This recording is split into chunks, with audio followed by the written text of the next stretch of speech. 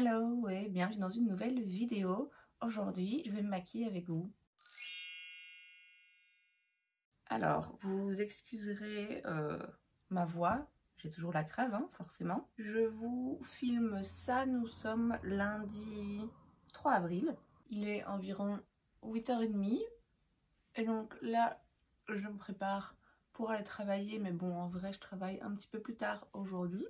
Je vais aussi et surtout aller faire des photos d'identité pour mon passeport, puisque normalement, dans environ un mois, je vais en Inde. Petite pause, j'avais oublié d'allumer une petite lampe. En attendant, je travaille toujours. Normalement, mon contrat se termine à la fin de cette semaine, mais la prof que je remplace va très certainement prolonger. Donc, il y a quand même de fortes chances pour que je travaille jusque fin avril, ou tout du moins que je termine pas là maintenant tout de suite. Je vous cache pas que j'aurais pas été déçue si j'avais dû m'arrêter à la fin de cette semaine. Alors bon, en soi ça se passe bien, hein, et puis c'est une rentrée d'argent et je crache pas dessus, donc évidemment je vais continuer. Mais c'est vrai que là, je suis pas vraiment au top de ma forme, émotionnellement parlant. Et ouais, ça m'aurait pas déplu de m'arrêter un peu.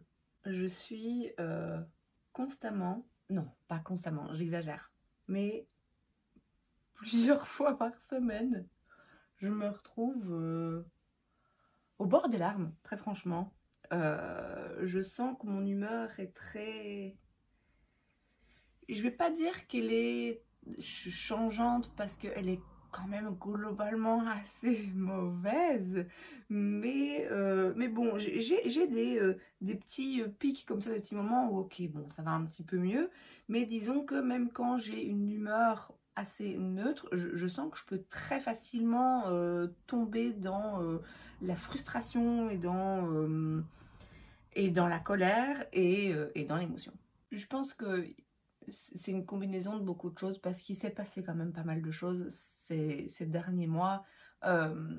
Des choses que j'ai peut-être pas toujours digérées. Je pense notamment à ce projet à Paris qui finalement c'est pas concrétisé. Et même si, je le répète, je sais que c'est mieux comme ça, c'est quand même c'est quand même un rejet qui forcément du coup voilà, réveille des émotions qui sont pas agréables à vivre. C'est quand même une déception. J'ai vécu des émotions fortes par rapport à la santé d'un de mes proches, et ça je l'ai déjà dit, je vais pas trop m'étaler là-dessus parce que ça me concerne pas moi directement. Par contre, il y a autre chose qui joue énormément.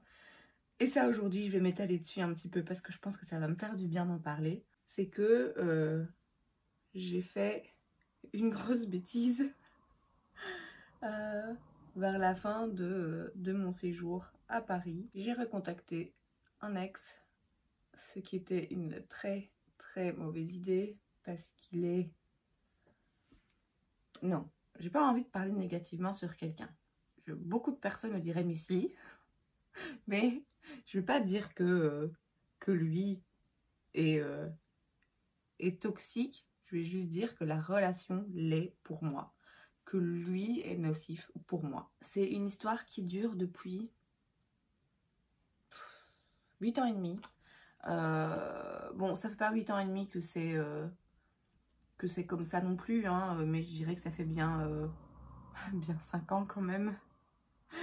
Que c'est un peu une relation en pointillé comme ça, avec plein de hauts et de bas, surtout des bas quand même pour ma part. C'est une histoire très banale, hein, en soi, parce que bah, moi j'ai des sentiments pour lui qui sont pas réciproques, mais il prétend qu'ils le sont, quoi. Bon, alors, je vais pas vous faire tout l'historique parce que ça va durer des plombes, mais disons juste que voilà, c'était une relation qui m'a fait beaucoup de mal, et que depuis plusieurs mois, depuis le mois de septembre je dirais, j'avais réussi à vraiment m'en détacher. Cette fois-ci, franchement, je pensais vraiment que j'avais réussi, parce qu'il y a déjà eu un nombre incalculable de fois où je me dis ok, c'est bon, cette fois-ci j'ai compris.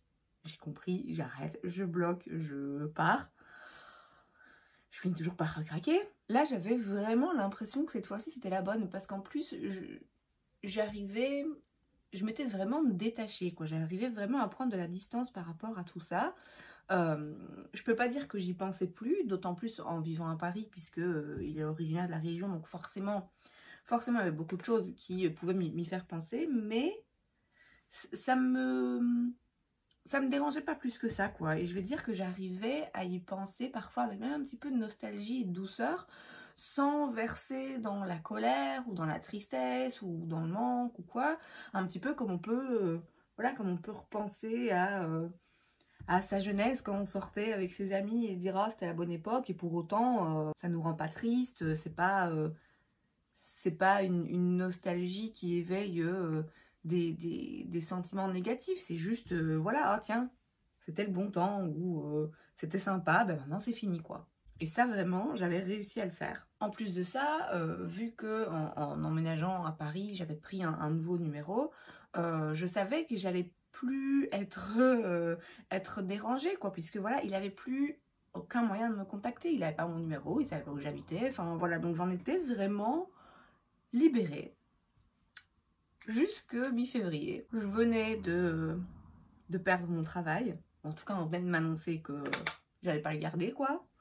Je venais donc de vivre un moment un petit peu traumatisant par rapport donc à la santé d'un proche. J'allais quitter Paris. Enfin bref, j'étais pas au top de ma forme. Je me cherche pas des excuses, hein.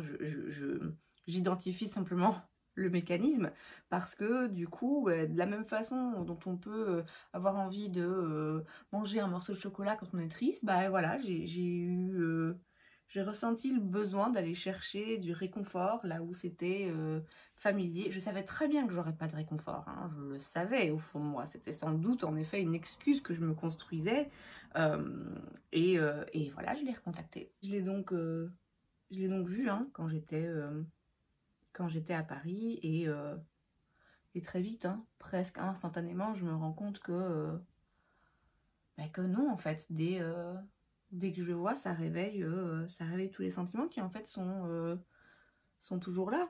Alors attention, je vais m'inonder de spray pour être sûre que ça tienne bien. Mon éventail est cassé en plus, vraiment que des problèmes. Alors ma foi, si l'histoire s'arrête là, bon, c'est pas si grave. Bon voilà, j'ai un petit peu replongé, j'ai un petit peu mal au cœur, et encore que ça reste quand même tout à fait surmontable. Mais de toute façon, bah voilà, moi je rentre en Belgique, lui il vit en région parisienne, donc bah problème résolu, quoi.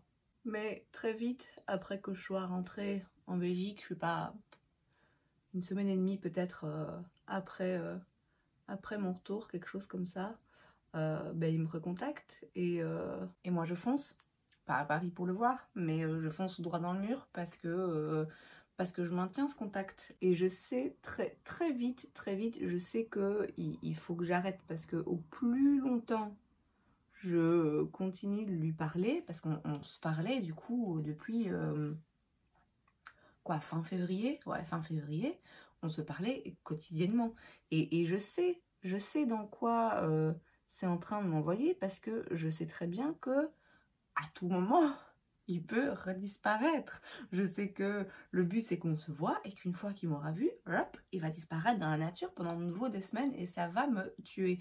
Donc j'essaye à un moment donné de me sortir de cette situation, de me dire ok, non, mets un stop, mais j'y arrive pas. Donc il vient me voir ici en Belgique un jour, et puis bah l'histoire se répète, évidemment, sans la moindre surprise, puisque de nouveau après quelques jours j'ai plus de nouvelles, et je ne peux que me blâmer moi-même, en fait. Parce que pour le coup, je veux dire, c'est moi qui me suis jetée dans la gueule du loup, quoi. Je le sais très bien, et je savais comment ça terminerait. Je me retrouve donc dans la situation dans laquelle je me suis déjà trouvée un nombre incalculable de fois, à chaque fois, j'y crois quand même, hein. C'est vraiment maladif. Je sais au fond de moi, j'y crois de moins en moins. Et je sais au fond de moi que ce qu'il me dit est faux. Mais j'ai envie d'y croire, quoi. Et je crois que c'est une erreur que beaucoup de personnes font dans leur relation. On sait au fond de nous qu'on est en train de se foutre de nous et de nous mentir. Mais on a toujours cette petite voix qui dit oui, mais et si cette fois-ci c'était vrai? Enfin bref, je me retrouve du coup, bah voilà, un petit peu en morceaux comme à chaque fois.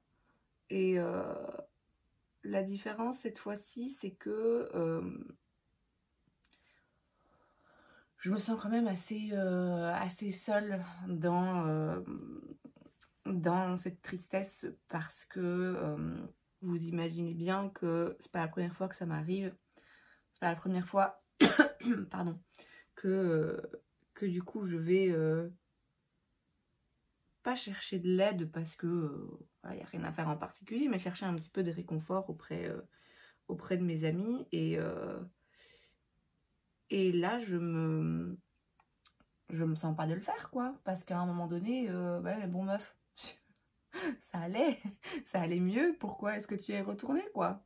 Donc je me sens pas légitime d'aller pleurer sur l'épaule des copines ou ne fût-ce que d'appeler et dire ouais, là ça va pas parce que j'ai fait ça, il s'est passé ça, viens on va boire un café ou change-moi les idées, toi parle-moi de ta vie. Enfin voilà, je me sens pas de faire ça, je me sens pas de leur parler de cette situation en fait de manière générale parce que voilà, ça commence à bien faire. Et puis surtout je suis pas prête non plus, c'est pas que je suis pas prête, mais je sais le genre de discours que je pourrais entendre et c'est pas ça dont j'ai besoin, quoi, parce que je sais que, et elles ont raison, je sais que forcément on me dira mais enfin mais pourquoi pourquoi t'y es retourné, enfin c'est incompréhensible. Et je sais qu'on va pas qu'elles vont me blâmer, hein, c'est pas ça, mais voilà, j'imagine très bien le genre de réaction que je vais avoir et c'est pas le genre de réaction dont j'ai besoin parce que c'est le genre de réaction que j'ai moi-même toute la journée et qui me fait du tort parce que là du coup j'en suis à me blâmer. En fait je m'en veux terriblement. Euh, et c'est pas bon, en fait. C'est pas bon d'avoir déjà de manière générale du ressentiment pour qui que ce soit. Alors j'essaye de pas avoir du ressentiment envers lui, mais c'est compliqué parce que si j'ai pas de ressentiment envers lui, du coup c'est les sentiments positifs qui prennent le pas. Donc malheureusement je suis obligée en fait à un moment donné de le détester parce que c'est ça ou c'est l'extrême opposé. Mais alors avoir sans vouloir se blâmer, enfin voilà, c'est le pire truc qu'on puisse faire. C'est vraiment la façon idéale de rester le plus longtemps dans son mal-être. Donc j'essaye de changer ça en fait. J'essaye de pas m'en vouloir, de pas culpabiliser, de pas me dire mais t'es vraiment trop con, mais enfin pourquoi t'as fait ça? J'essaye plutôt de me concentrer sur bon ok, c'est fait, il s'est passé ce qui s'est passé.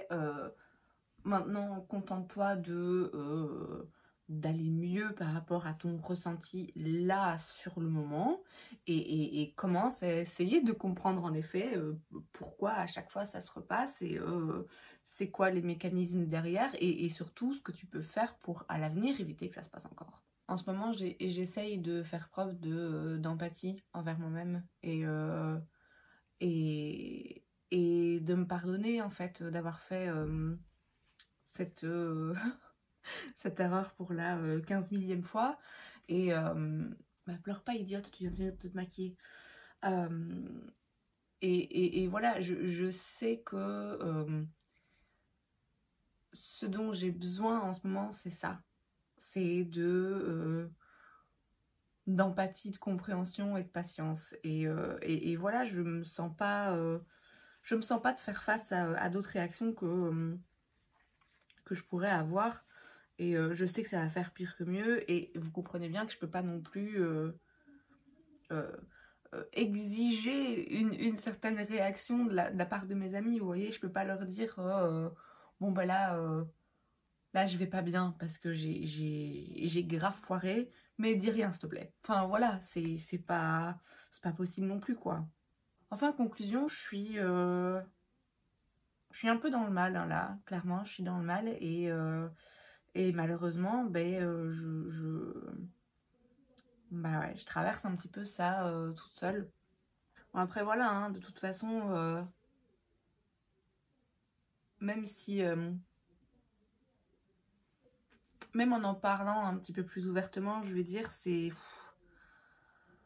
Voilà, quand il y a des moments dans la journée où je me sens envahie par cette tristesse, voilà, il n'y a pas grand chose à faire que de retenir ses larmes, de se concentrer et d'attendre que ça passe. Ça passera, hein, mais bon, le but là, c'est que ça passe une fois pour toutes. Hein. Enfin, en attendant, peut-être que le fait de venir vider ça ici, ça aidera aussi un peu. Et c'est donc tout pour cette vidéo, j'espère que ça vous a plu. Si c'est le cas, n'hésitez pas à laisser un like. Vous pouvez aussi vous abonner à ma chaîne parce que c'est gratuit, donc pourquoi pas. Et moi, je vous vois la prochaine fois. Bye!